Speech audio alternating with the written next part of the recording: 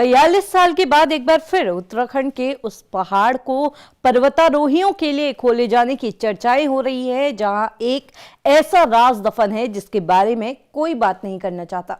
नमस्कार, मैं हूं रक्षिता और आप देख रहे हैं खबर उत्तराखंड।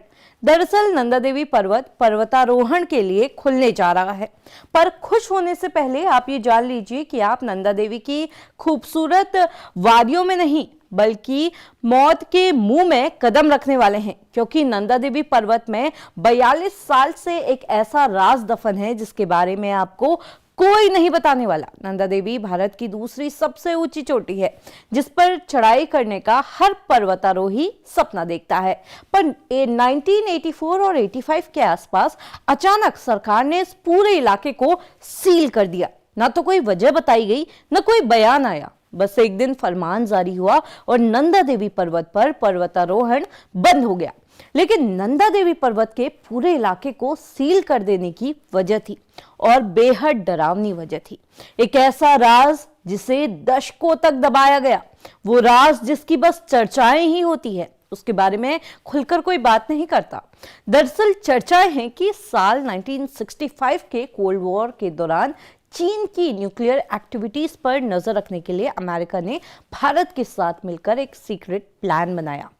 अब तय ये हुआ कि नंदा देवी पर्वत की चोटी पर एक न्यूक्लियर से चलने वाला स्पाई डिवाइस लगाया जाएगा, जिससे चीन की हर एक गतिविधि पर नजर रखी जा सकेगी। अब इस डिवाइस को चलाने के लिए इसमें प्लूटोनियम लगाया गया। ये वही प्लूटोनियम था जो न्यूक्लियर बॉम्ब में इस्तेमाल होता है। अब अमेरिका और भारत की टीम चुपचाप नंदा देवी पर्वत पर पहुंची, पर तभी वहां भयंकर बर्फीला तूफान आ गया, इतना खतरनाक कि टीम के लिए जान बचाना मुश्किल हो गया। टीम को तुरंत वापस लौटना पड़ा, लेकिन वो न्यूक्लियर डिवाइस वहीं छोड़ दिया गया। अब जब टीम दोबारा उस न्यूक्लियर डिवाइस को ढूंढने गई तो उसका कहीं नामो निशान तक नहीं था। इस खबर ने दिल्ली से लेकर वॉशिंगटन तक दहशत फैला दी थी, और सबसे बड़ी चिंता ये थी कि अगर बर्फ पिघली और ये प्लूटोनियम की किसी नदी में पहुंच गया या पीने का पानी में पहुंच गया तो ये पानी जहरीला हो सकता था, जिससे लाखों लोगों की जान भी जा सकती थी। अगर कोई शख्स इस न्यूक्लियर के संपर्क में आता तो उसे कैंसर जैसी बीमारियां हो सकती थी, और अगर ये न्यूक्लियर कहीं से भी लीक होता तो हमारे हिमालयी इलाकों का हाल भी हिरोशिमा और नागासाकी जैसा हो सकता था।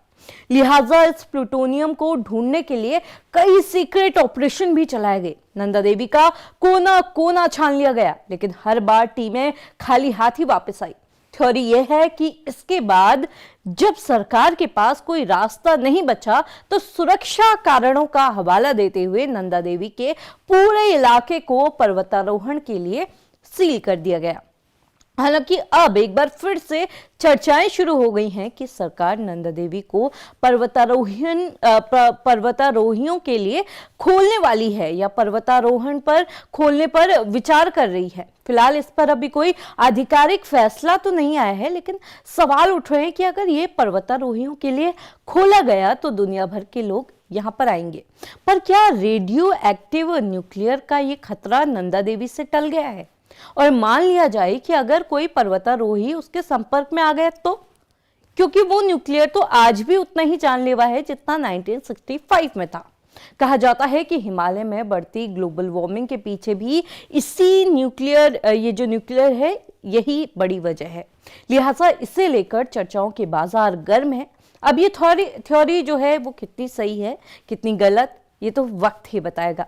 पर आप इसे लेकर क्या सोचते हैं, कमेंट करके जरूर बताइएगा। और उत्तराखंड से जुड़ी ऐसी ही खबरों को देखने के लिए खबर उत्तराखंड को फॉलो भी जरूर कर लीजिएगा।